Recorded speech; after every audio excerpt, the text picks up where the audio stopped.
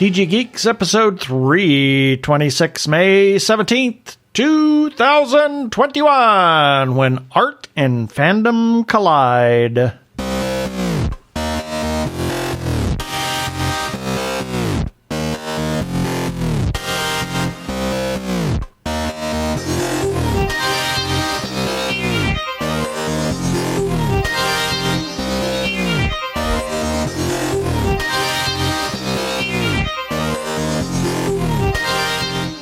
Hello and welcome to another webcast from tggeeks.com, where Ben and Keith, the two gay geeks, talk about all aspects of geekdom and nerdery, sci-fi, comics, film, horror, genre.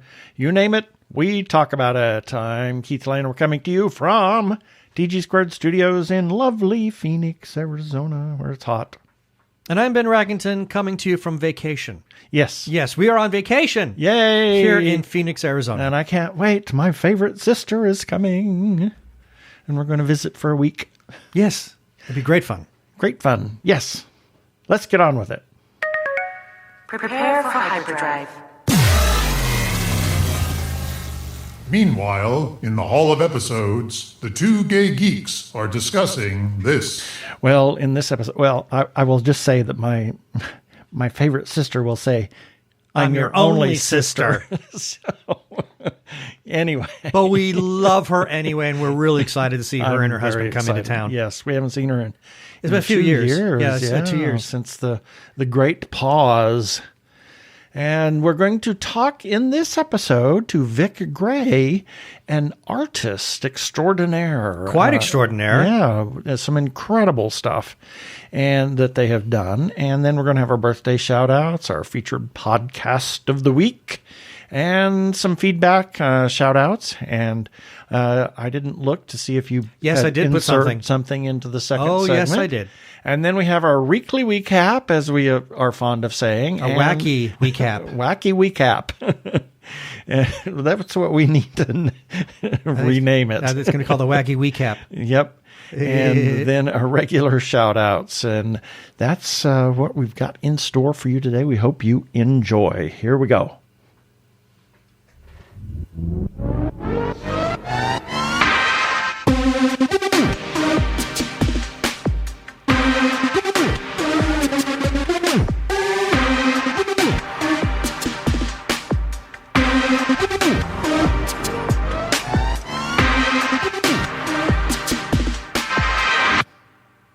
And this time we welcome to the microphone Vic Grey, who is known as Bloodrit on most social media, a freelance artist, and we welcome you, Vic, to the show. Thank you for having me. Happy to be here. Yeah.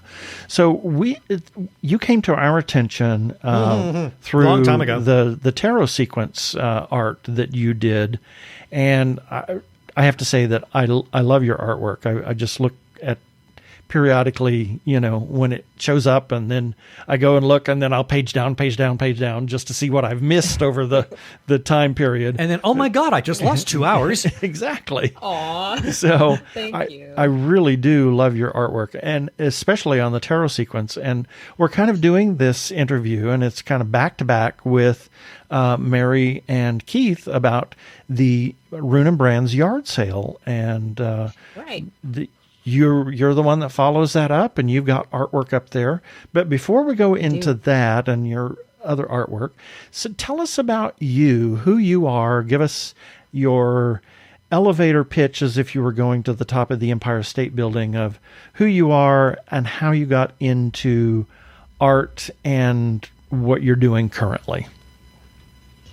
Sure. Okay. Well, as we stated earlier, my name is Vic. I'm a freelance artist. I'm also non-binary transmasculine. I use they, he pronouns. I've been drawing since I was a kid, but I actually kind of stopped for a long period during my teenage / young adult years. The rebel years. My rebel years. Well, also my worker drone years. I kind of was under a lot of pressure to start making an income, so I got a soulless retail job Oh dear. And I worked at that for almost 6 years, and it was from like 19 until, I can't do math, until 6 years later. You just described something that really made a lot of sense to me when you called it soulless. Yes. Because now I know why it is every time I go into a freaking department store, everybody's walking around like a zombie. Yep. Thank you for explaining it. They're a little dead inside. Yeah. Yes. Retail, the soul killer. Yeah. Soulless retail jobs, soul sucking, whatever you want to call it. I did that for like 6 years until eventually I was like on the point of a mental break, and I was like, I can't do this anymore. That was also the time I started to come to terms with my gender and sexuality. So it was quite a turning point in my life. And then once I quit that job, I was like, I need to take some R&R, and because I was just so spent. And that's kind of when I started to get back into drawing. And I started to read a lot as well. I read a lot of queer literature. That's like pretty much all I read. So, but anyways, I started to read some queer books, and I started to make fan art for them. And that was actually how I got started in doing commission work, because some of the authors that I did fan art for wanted to commission me for more.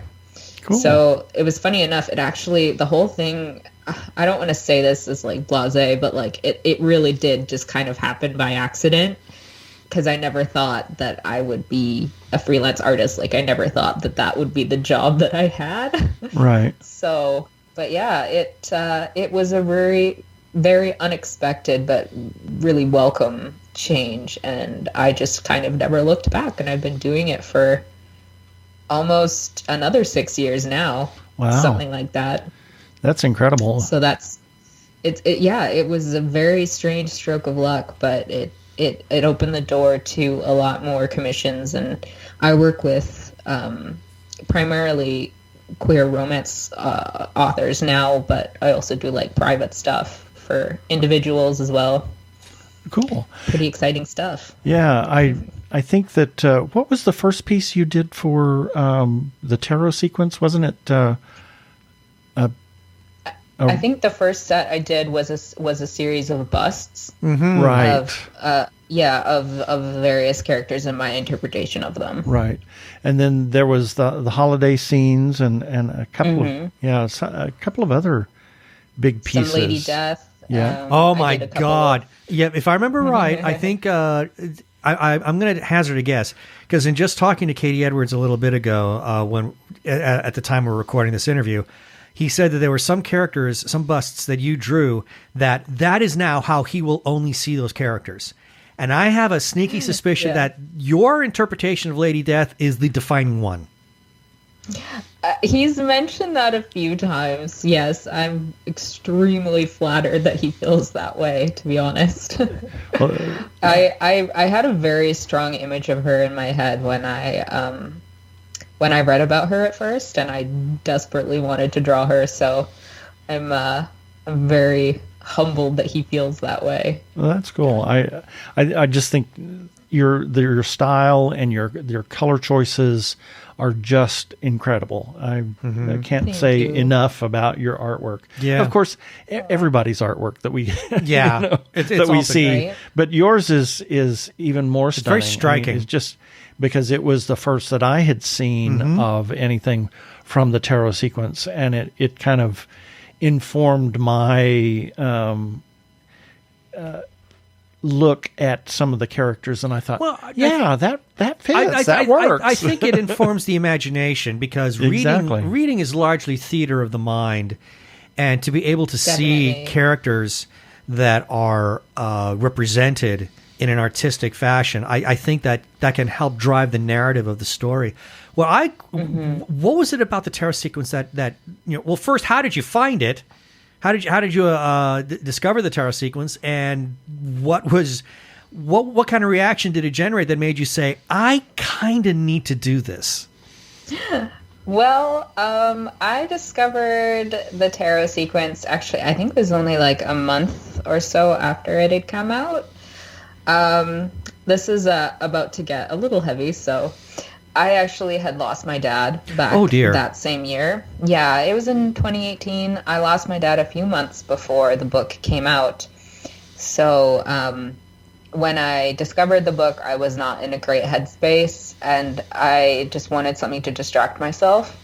So I started reading the book, and I just really resonated with Rune, you know, how he had lost his own father and his own sense of, you know, family and things like that. So I just I related to him a lot. And I guess that connection and the world that Katie had created was just something that I could completely immerse myself in and get lost in. And it just gave me something sort of to be excited about in a time in my life where really nothing was going right. So it has become something that's just very intrinsically tied to my sense of self-growth and my, I guess my, I don't want to say identity, but it's just something that was really influential on my creative journey and on my life journey as well, which is, not something I would normally say about a book series, but it just it came into my life at the right time, and it had a huge impact for sure. Well, I think as we get hints of various things in The Last Son, but I think that as the series has gone on, and as Keith has, or KD has, interacted with his fans as well as the fan artists, etc., his writing has grown, and those characters have become a little more fleshed out, and he does have some very important personal journeys for these characters, and especially Rune, and having to deal with a number of things, not only the loss of his family, you know, and everything, but the abuse that he had experienced as a child, and you know, all of those things. So I think that it really resonates with a lot of our community, and it's wonderful that people have picked that up, and that he identifies with that, and you know, other people's stories have helped him flesh out his story. You know, other people's personal stories, and on how to work through those things. So I think it's wonderful that you picked up on that, and I'm glad that it was there to fill that need in your life. Yeah, who knew that Katie Edwards' books would be great forms of therapy? Exactly. Right. Exactly. Yeah, so, sure.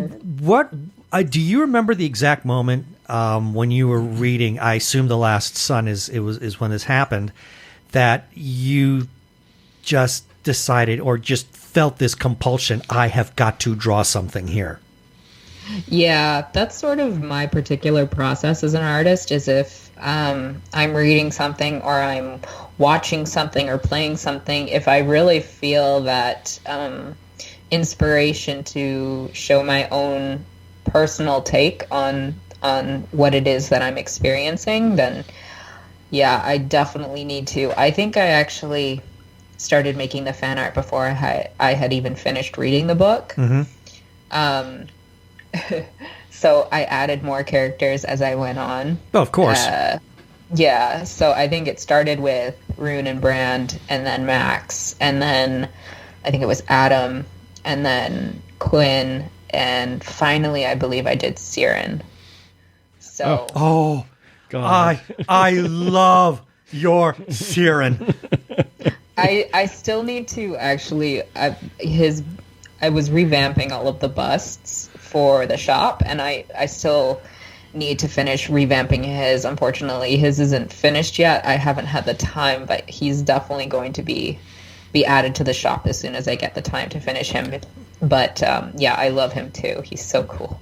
Or I guess actually, I think he actually uses they pronouns. I'm not positive though. Yeah, I don't think it was mentioned in the book itself. I think they use they them. I believe it's implied. Yeah, and it is just so over the top.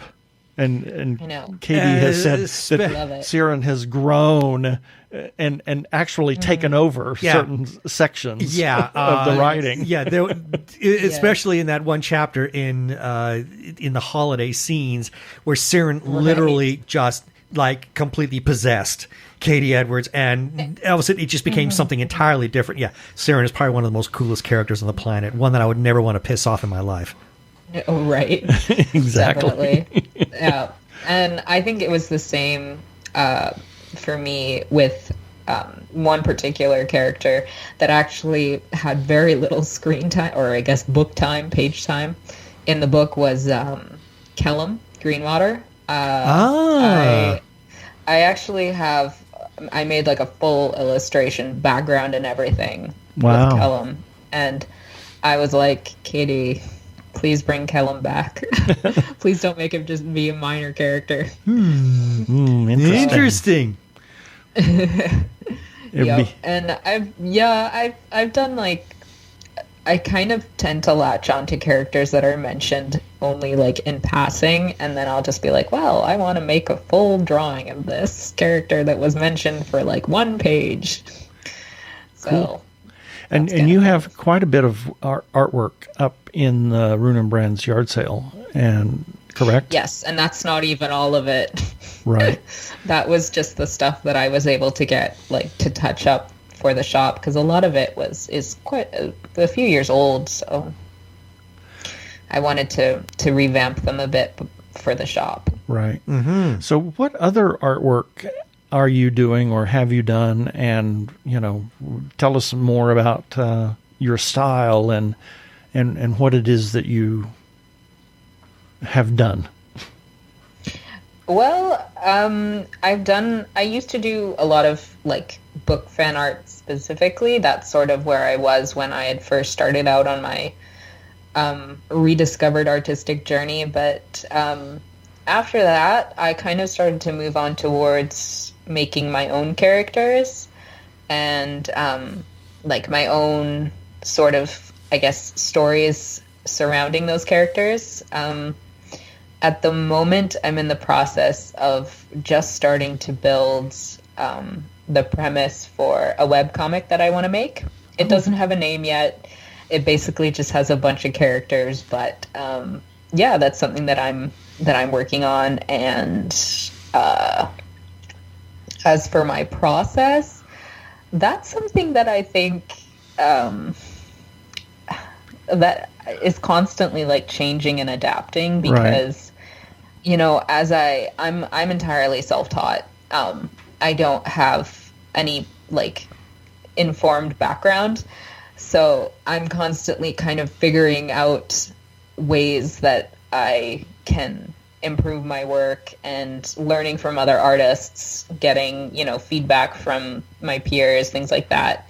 So I think I just kind of have ideas in my head that I latch onto them. I'm like, I if I don't make this into a reality, then I'm gonna lose it. So, yeah. Well, I think I think that's the case with any strong-minded creator, whether it is an artist or a writer.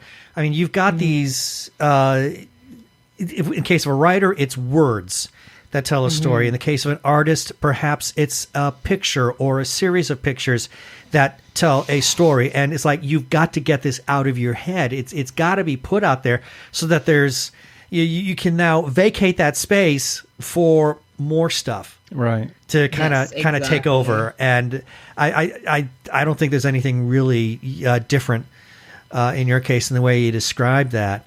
I think your webcomic, is it that you're just trying to figure out how they play well together in the sandbox, or? Yeah, kind of. Well, like, I have these two characters that I've designed that were originally just kind of made for fun. But then I was like, well, what if I, built a story around them? And that's sort of where it's gone from there, where I've sort of taken all of these random, because I love creating characters. I love creating stories around those characters. So I've just been taking these sort of scattered characters that I've made with their own backstories and sort of adapting them into one world and one universe so that I can start creating an overarching story around them. And it was really funny because the characters that are like the main characters now were made as sort of a joke. They were just like, well, what if I take this really ridiculous concept and just make them into characters? And because one of them is like a ghost, and the other one is like sort of just like a mishmash of different monster types. Oh dear. And, yeah. But it will be primarily, it will be obviously an LGBTQA plus webcomic, but the themes that I want to do is like exploring the concepts or lack of concepts of gender, and sexuality, all of those kinds of things, because one of the main races in the webcomic is agender. They don't have a specified gender. So I think that was sort of to play on my own experiences and my own journey with my own sexuality and how I want to be perceived gender-wise, things like that. So I think, like all stories, they're a form of self-expression. Have you found that to be self-therapeutic for you? Yeah, big time. Because I still struggle a lot with my identity and how others perceive me. So I think don't we all sometimes? Yeah, definitely. But I'm wondering if Yeah, I'm wondering if in doing this art that you're setting some kind of perpetual motion going, and in a very healthy way. I should clarify. As you work on that, it helps you in understanding yourself, and as you better understand yourself, it better informs your artwork, which then better helps you understand yourself, and so on and so on and so on. I'm wondering if that's sort of the case here. Yeah. No, yeah, I definitely think that's the case because, I discover things about myself that I never really considered when creating these characters, because I take aspects of myself and I insert them into these characters, and I'm like, oh, I never even realized that I felt this way or that I thought about it this way, Fascinating. So fantastic. Well, that's going to be, it'll be interesting to see where that goes. And, just from the non-writer here, just let it happen. And, as you've probably heard on some of the interviews that we have done with people, Ben always asks the question, do these characters talk to you? Yeah, do they speak to you? Yeah, just let them listen, or just listen to them and hear what they have to say, and I think it'll open up for you. Yes, absolutely. Yeah, that's great advice. Yeah, but God, I'd love to talk to you some more because I think there's just such great conversation here, but we're coming up against the time. Right. So we will definitely be having you back on down the road. But in the meantime, if people want to follow you on any social media, where can they find you? I am under Bloodwrit, BLOODWRIT, under pretty much every social media platform, Tumblr, Instagram, Twitter. I'm most active on Twitter, though. Mm-hmm. And where can they, any other place where they can see your artwork? I mean, obviously, I would imagine you share it on Twitter, but is there any other place where they can find it? Tumblr would be the other place because it's archived under an art tag. But yeah, I still need to create a website where I can just put all my art. But yeah, Twitter and Tumblr are the best places to find my artwork. As well as Rune and Brand's yard sale. Yes. As well as Rune and Brand's yard sale. Exactly. Awesome. Well, this has been really great, Vic. Thank you so much for being on our show. Thank you for having me. You don't need to hear their identification. They're the Two Gay Geeks. They can go about their business. Move along. Well, that was a fascinating interview. Well, we've been having some great interviews with Yeah. all the people that have contributed to Rune and Brand's yard sale. I mean, anything that has to do with Katie Edwards' tarot sequence has always been great interview Absolutely. content. And if you didn't know, and you're listening to this, and you're an author of the tarot sequence, go back. An author of the tarot sequence? A fan. what am I saying? I don't know. I've lost my mind. So obviously that message was meant for Katie Edwards. Yes, there we go. Please listen to your your interview. If you are a fan of the tarot sequence, listen to last week's because KD has some little insights into just a few tidbits, the Hourglass Throne, and then we talked to Mary with him about Rune Brand's yard sale, which was great fun, just incredible, awesome stuff. merchandise there. Go take a look at that. Go on Twitter and look up Rune and Brand's YS. And it'll take you to the link for Rune and Brand's yard sale. If you're a fan of the tarot sequence, you can buy some lovely merchandise. And even if you haven't heard of the tarot sequence, and shame on you if you haven't. Oh my gosh, the merchandise is amazing. Yeah, I mean it's really by itself, standalone. Oh my god, the shirts for the different thrones of the Arcanum were just mind-blowingly awesome. Yep. Well, as we are hogging the show about that. We're fans. What can we say? Yeah, exactly. We are fanboys. Here's a few selected birthdays for May 17th through May 23rd, 2021. May 17th, Bill Paxton, actor, Aliens, Twister, Agents of S.H.I.E.L.D. Yeah, I'm really bummed that we lost him when we did, because even though he did sort of take a heelish turn in Agents of S.H.I.E.L.D., I loved him in Twister, because he usually plays these really snarky, nasty, snarky characters. Yep. And here in Twister, he was actually the hero. Yep. And it was really refreshing, and I thought he wore it well. And I would have liked to have seen him kind of go down more that aisle, although he played snarky beautifully. Yeah. Well, one of the things that he was known for, he was known as Wild Bill because of his crazy sense of humor. Oh, I believe and his elaborate pranks. So I can imagine. And possibly something that may have contributed to the stroke when he had the aortic valve replacement is he had rheumatic fever as a child. Oh, no, so I didn't know that. That may have damaged his heart. That could have done it. But who knows? It's one of those things that happens. Then we have Craig Ferguson. I still actor, love this talk guy. show host. 2014 episodes of The Late Late Show with Craig Ferguson. They're all, well, I think most of them are now on YouTube, and I've been kind of like doing a rewatch because they're just a joy. Yep, he became an American citizen in 2008. And he played in a band with Doctor Who. Yes, you did. Or Peter Capaldi. With Peter Capaldi. I think he was the guitarist. Yep. And then we have Brigitte Nielsen, opera singer. Birgit Nielsen. Brigitte Nielsen, yes.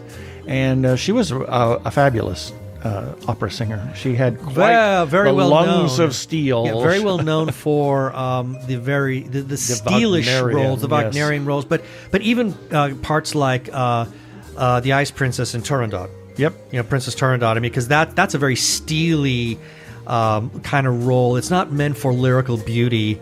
Like you might hear like a Kathleen Battle or something like that. I mean, she really was Wagnerian in her approach. A large Wagnerian mother whose voice could shatter glass. That's right. Yes, from My Fair Lady. Trent Reznor, musician. 9 Inch Nails, who's now a movie composer. Yeah, he's a really cool guy. Yeah. I really like him. And Howard Ashman, lyricist and playwright, worked with Alan Menken. Yep. Their play or Broadway show, Little Shop of Horrors, went on to be, a big film. Big time. And they worked together on Aladdin, Beauty and the Beast, and The Little Mermaid. Mm-hmm. He was the voice of who gave the voice to The Little Mermaid. Right. And then Bill Bruford. Dr. Bill Bruford. Yes, King Crimson, Genesis, and ABWH. And yes. Huh? Yes. I said yes. Oh, you did? Oh, okay. I said yes, King Crimson, okay. Genesis. I thought you were ABWH. agreeing with me when No. I said Dr. Bill Bruford. No. And then we have a friend of ours, Randy Davison, who is an actor in his own right. Carolyn Thomas and Joseph Gaxiola, who turns 50 today. Happy birthday, Joseph. May 18th, Frank Capra. Okay, now you spent some time on this one. Let's have it. Holy moly. I spent time scrolling down his quote unquote mini biography on IMDb that was like 27 pages long. It was a freaking novel.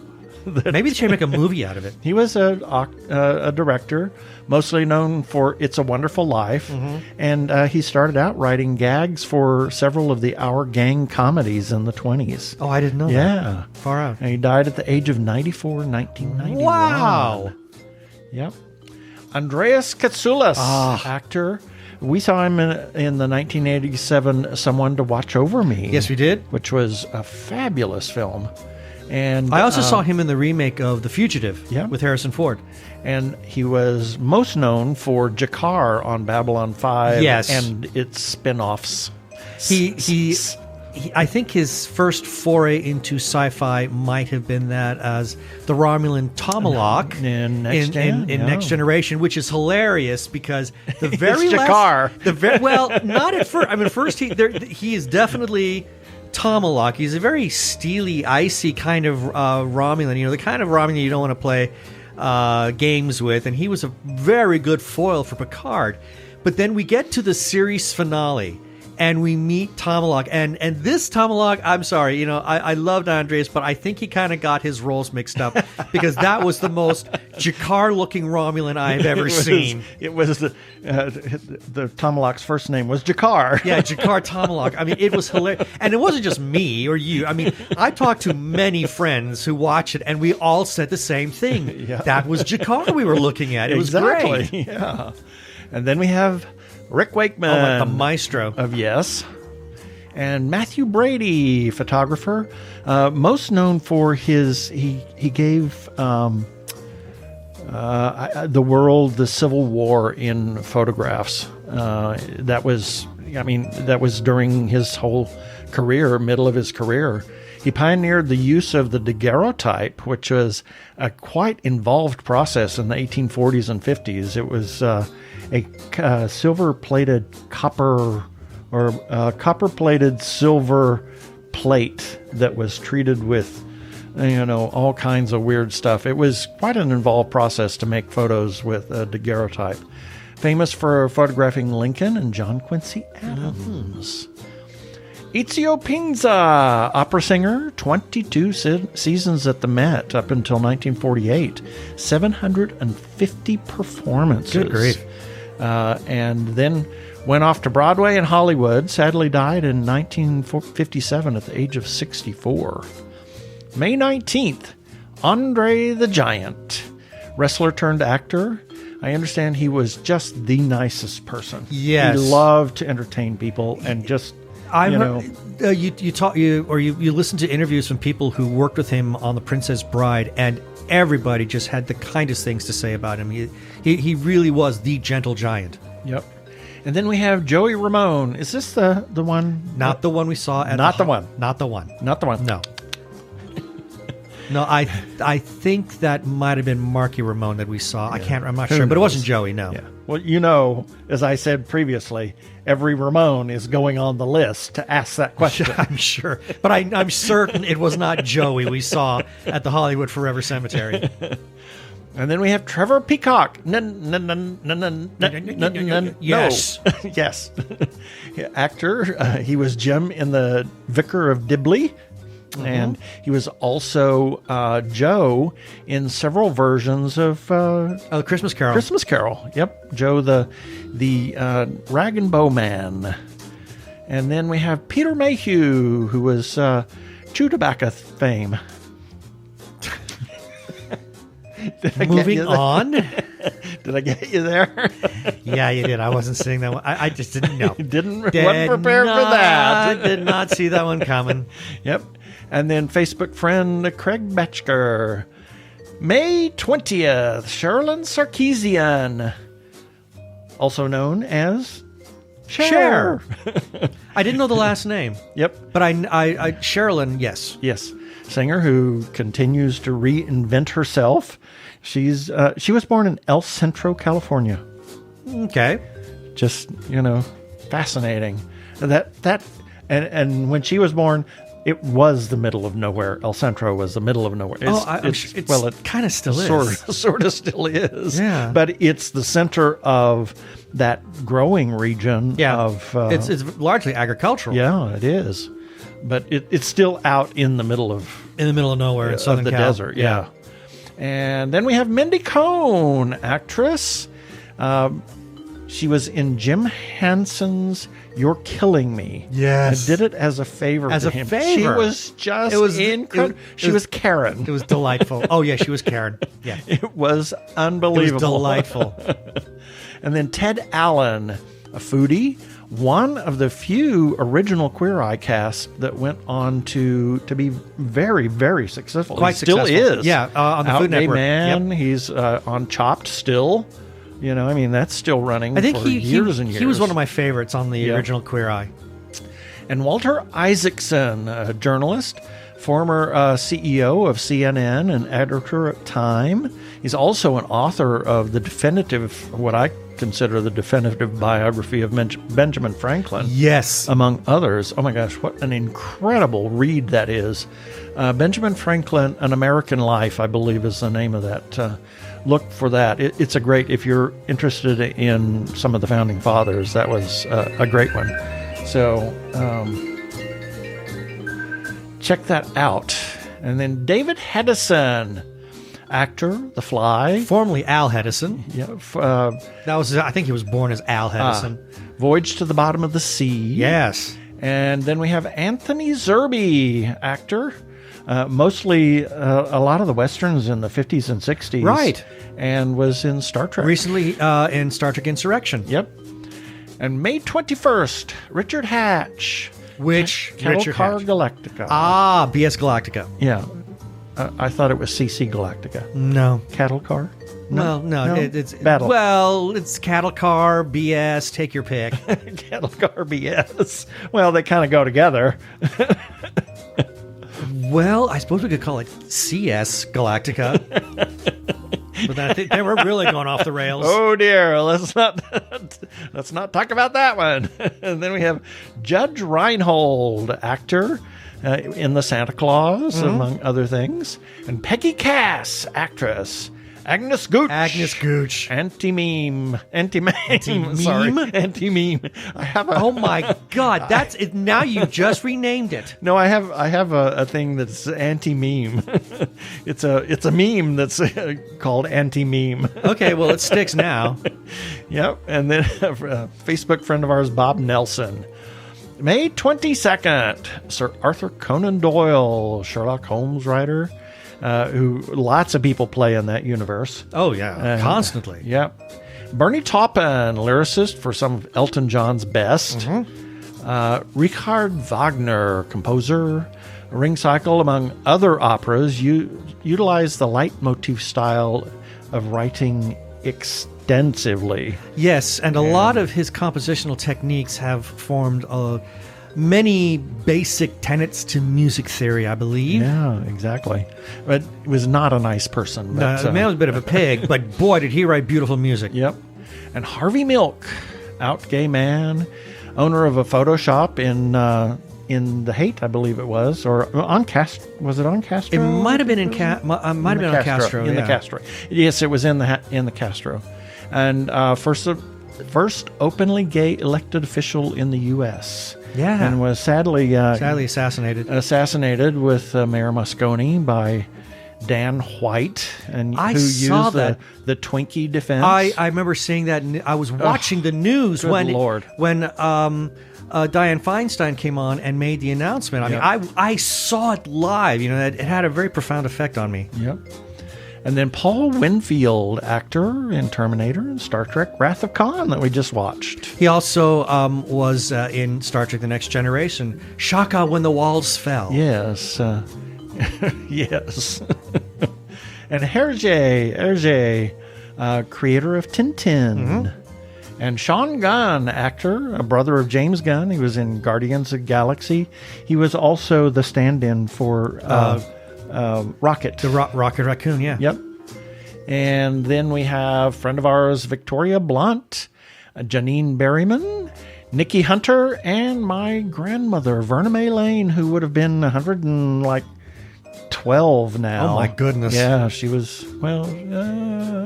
she was born in 1900-something. Yeah, that anyway, gets... Yeah, way back there. You can get really specific with that kind of a birth date. I forgot to look it up before we went on air here. So, she was old. But she died when she was 94, so she lived a long... You were there right before she passed, too. Just about a couple of weeks before she passed. I think she was waiting for me to say goodbye. To come and say goodbye. Yeah. May 23rd, Joan Collins, actress in Star Trek, Edith Keeler in The City on the Edge of Forever. Yes. And one of the most popular roles that she's ever taken on. Yep. And Alexis Colby on Dynasty. And then we have Rosemary Clooney, actress, singer, aunt of George Clooney, and wonderful chesty voice, just beautiful. Wonderful. And White Christmas, one of the songs that she does in the nightclub. Oh yeah, by herself. It's almost there. That dress and everything. It's a fabulous scene in White Christmas. I got to see her in concert in her later career. My brother was in a chorus at Foothill College, and she was supposed to be doing a performance in the Bay Area, and she needed some backup singers, and for whatever reason it didn't work out. So they volunteered to back her up for this show, and as a favor, she said, "I will appear at one of your concerts for free." Oh my gosh! So we went. I mean, my brother was in the chorus anyway, so yeah, we were there. But who's not going to pass an opportunity to see Rosemary Clooney live? Exactly. Yeah. Then we have Ryan Coogler, director of Black Panther, among several other films that he's done. He's a man of color, so it fit perfectly. Did a wonderful job with that movie. Beautiful with that job. Film, yeah. And he's working on Black Panther 2. Yeah. Robert Moog, inventor of the synthesizer in 1964. He was almost with Wendy Carlos. He was almost a sixth member of Yes. Oh, really? Well, Yes was going on stage. They were getting ready to perform, and this is back in the 70s. Wakeman was already in the band, so it's nice we got to acknowledge him. And Rick had a mini Moog, and it wasn't working. Guess who happened to be there? Robert was there, so he said, "Hold on, I might be able to fix it." So he jumps onto the stage, and he is now working with it, and the curtain is going up. And he said, "The show's about to start." He says, "I'm almost done." I'm almost done. So Robert Moog was almost a sixth member of the band Yes. How fun. And then we have Facebook friend Greg Spears. And that's it for the birthdays this time.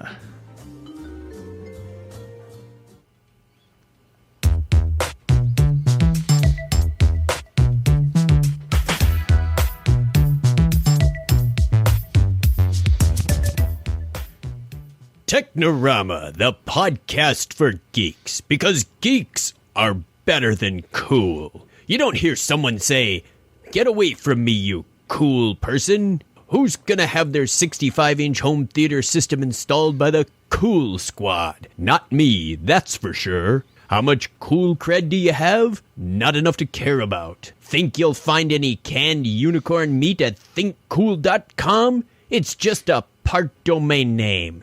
They don't even have roadkill in a paper cup.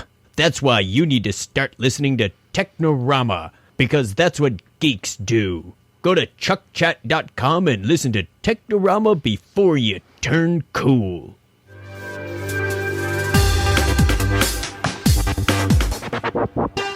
Go give a listen to our friends Chuck and Craig over at Technorama Podcast. I'm Daniel Radcliffe, and I believe that reaching out for help is the bravest thing a person can do. If you are struggling and need support, call the Trevor Lifeline at 1-866-488-7386. It's free and confidential, and trained counsellors are there to listen 24/7 without judgment. To learn more about the Trevor Project's life-saving work for lesbian, gay, bisexual, transgender, or questioning young people, go to thetrevorproject.org.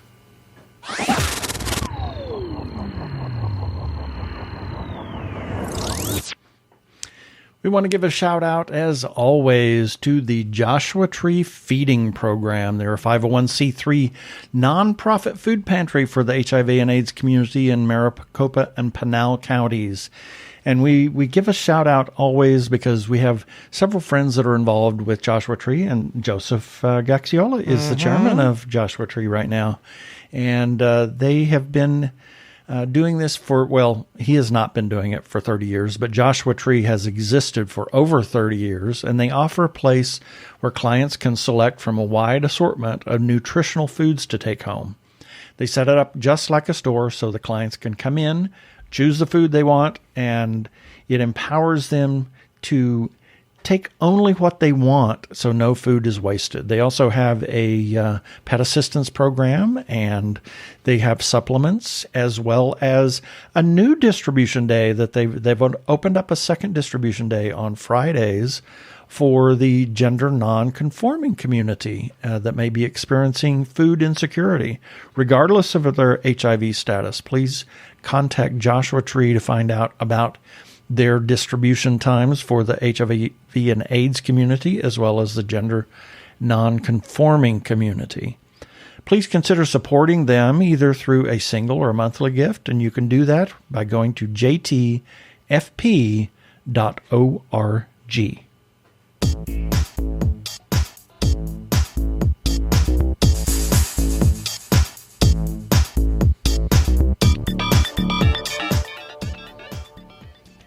And it's time for our feedback, and these are the comments that we received in regards to articles that we ran on our website. And each of these articles will have their links in the show notes for this episode number 326 on our website at tggeeks.com, starting with, regarding Ben's breakdown, Roy, A Tale of Chaotic Mediocrity. Got a comment from its author, Zachary Wheeler. He says, haha, oh my God, I just read your Roy review. As always, I tip my hat to your thoughtful commentary and don a wide grin. I love your takes and will happily promote them ad nauseam. I actually snorted at 5 out of 5 snake bone pucks. Brilliant.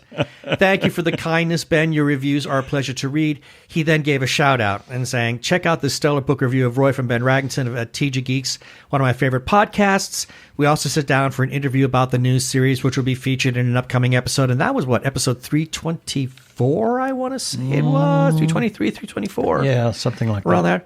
There. Anyway, so moving on. Got a comment from a Roy Patterson on Facebook in regards to this article. And he says, why does my biography exist without my knowledge?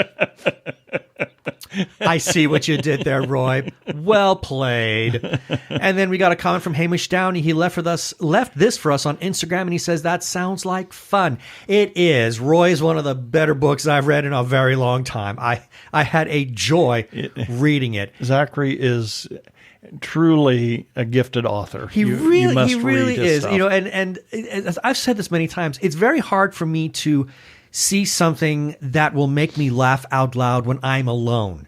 It's very rare. I might giggle a little bit, chortle, whatever, but I very seldom laugh out loud if I see something when I'm completely by myself.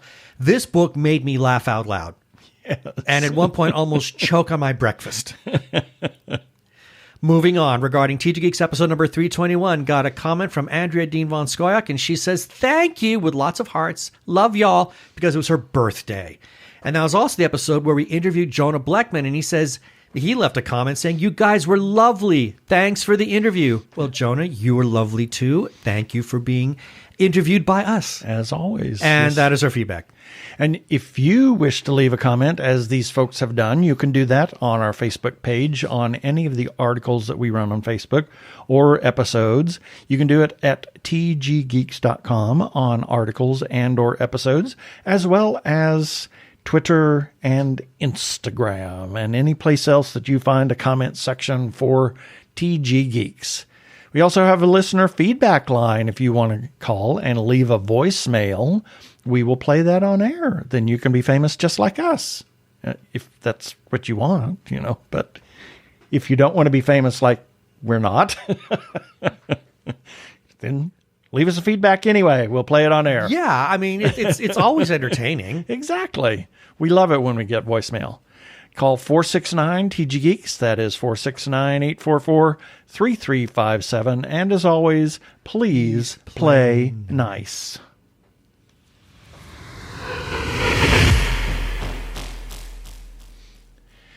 Well, as everybody knows, we are huge supporters of independent creators, whether it's filmmakers, art, comic book artists, writers, or others, as Vic is an independent creator, independent artist, and please support them. Talk about their stuff. Go find their Etsy pages, their Twitter pages, their Instagram pages, their web pages, their Facebook pages, their wherever you find them. Look them up. Talk to them. Buy their stuff. Support independent creators. If you are trans or are questioning your gender identity, and if you are in crisis or are feeling isolated and need someone to talk to, or you know of someone in a similar situation, there is a special hotline just for you. The hotline is provided by translifeline.org and staffed by trained counselors who are transgender themselves. The hotline in the U.S. is 877-565-8860. In Canada, it is 877-330-6366. Or you can go to translifeline.org to learn about the important work they are doing. Please reach out for help. You are not alone. Yeah, baby. They're like two gay geeks. They're together, you know. They're two gay guys and they're geeks. Is that okay?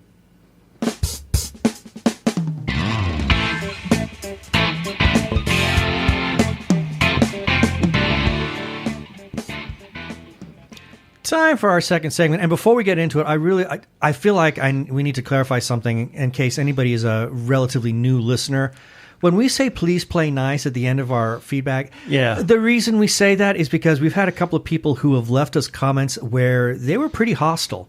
Yeah, well, hostile in many respects. Right. They may have had really good content that could have been discussed, but because of the nasty tone that they took and they were not playing friendly, we were forced to not run it. Yeah. So that's why we want to run your feedback. We want to share what you have to say, which is why we say, please play nice. Yeah, if you have something nasty to say, we don't mind if you say it to us, but we ain't going to talk about it on air. No, we can't talk about that on air. I mean, we apologize. But if you have something that you want to share with us, that we want to talk on the air about, please, play nice. Play nice. Anyway, moving on. Jupiter's Legacy. We just finished watching that. Jupiter Ascending? Jupiter Ascending. Yeah. I wonder why we called it that. Oh, dear. That was not my boo-boo. That was my boo-boo. I accidentally tagged the wrong thing, and then I had to go back and fix it. Yeah, I said, honey. No. It's not Jupiter Ascending. That's a movie. Oops. Not a great way to start off a work week. No, it wasn't. Especially since I had an early call. Yeah. But anyway, Jupiter's Legacy, which we just finished watching on Netflix. I already did a 3-episode thoughts on that. I might write a further up review encapsulating the entire series. But in short, so what did you think, honey? Well, I apparently it's one of those you love it or you hate it. Yeah, it's very divisive.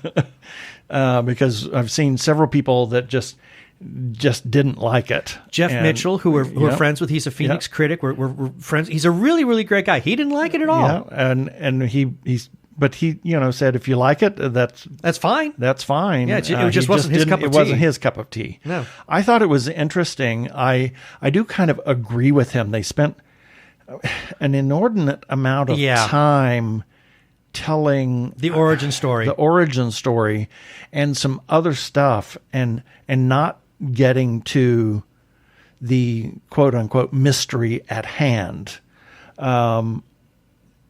It felt while the end was satisfying, it left me saying, okay, I really wanted more out of this, and if they don't pick it up for a second season, I'm going to be really disappointed. I know. I would be too. It's one of those, oh my God. Yeah, it had one heck of a cliffhanger. Yeah. Yeah, I was surprised by it. I did like it. But you have reservations. Yeah, at first it was like after the first episode, I thought, I don't know. But we stuck it out through 3. We got to 3 episodes, and by then it was even like, 3 was like... It was tough. It actually wasn't around. Really? Yeah, it really wasn't until about episode 4 that it started to give us something that we could like hang on to. I thought, but I did like it. I thought that the superheroes and then the second generation of the superheroes and that whole thing of I guess the superheroes were all about being superheroes rather than being parents. Yeah, it's not unlike what some of us have grown up with. Right. And I don't have a lot of time, but I'll just quickly say that I think one of the reasons they gave us that backstory, set their origin, I think a lot of that was due to the fact that they really wanted to paint these people as humans. Right. To show that by the time they got their superpowers, it did not change who they were in terms of their mentality. They were still very flawed people, which turns us into a superhero deconstruction. Yeah. And now we've got the second generation, and they're the ones who are like having to pick up the pieces and deal with the fallout of having to grow up in this very dysfunctional life. And I'm thinking maybe that's where the reconstruction of the superhero myth will take place. Yeah. That's kind of like how I'm looking at it. I'm probably horrifyingly wrong, but that's kind of where I saw it. I liked it. And I think it succeeded where Zack Snyder failed when he did Man of Steel. Yeah. Sorry I took up all of our time. That's okay. I didn't realize we were running out of time. That's okay. But, that's kind of where my thoughts are on Jupiter's Legacy.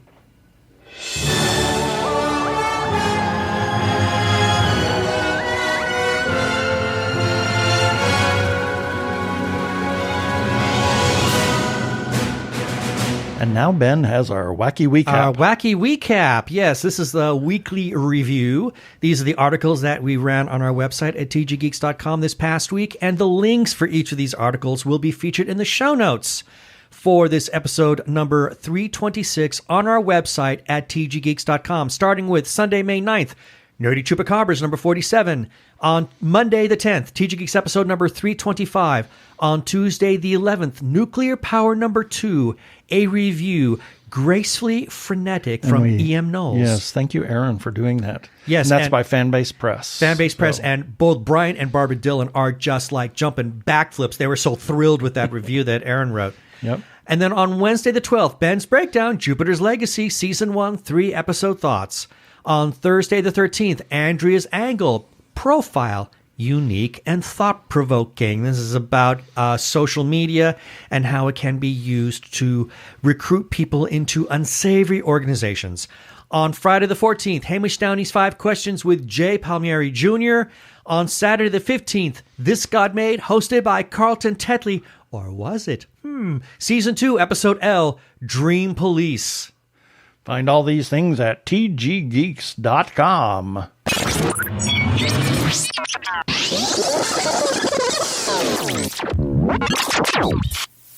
Have a couple of shout-outs that we need to make. First, to the Arkle Times Post-Dispatch News for republishing some of our content from time to time.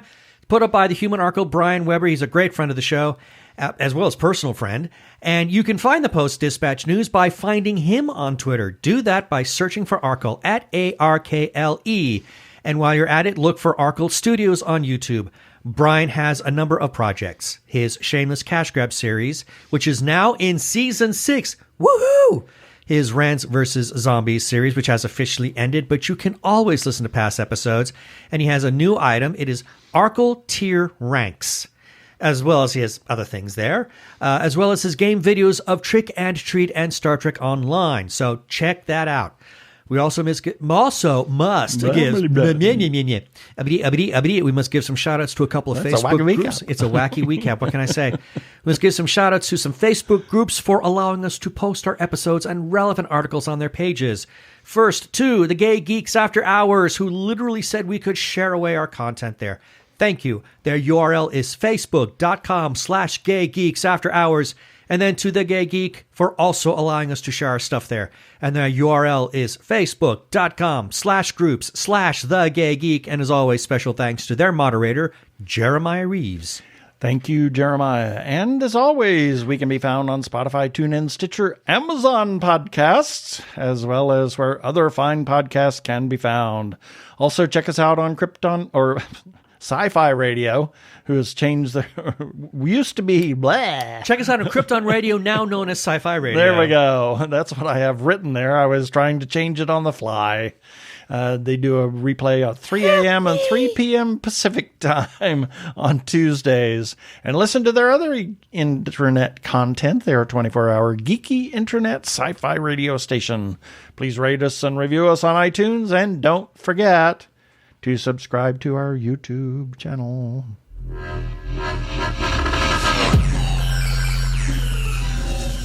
And that should do it for this episode of TG Geeks Webcast. Be sure to check out this article for this webcast episode. We're going to have several links on the page. And remember, you can comment on our Facebook page or our website, tggeeks.com, or you can leave us a voicemail at 469-TG-GEEKS. That is 469-844-3357 from TG Squared Studios, where I'm going to go clean house now. I'm Keith Lane. Thanks for listening. Please be kind to yourself and those around you. Stay safe, stay sane. Continue to wear a mask, get vaccinated. Peace. Cheers.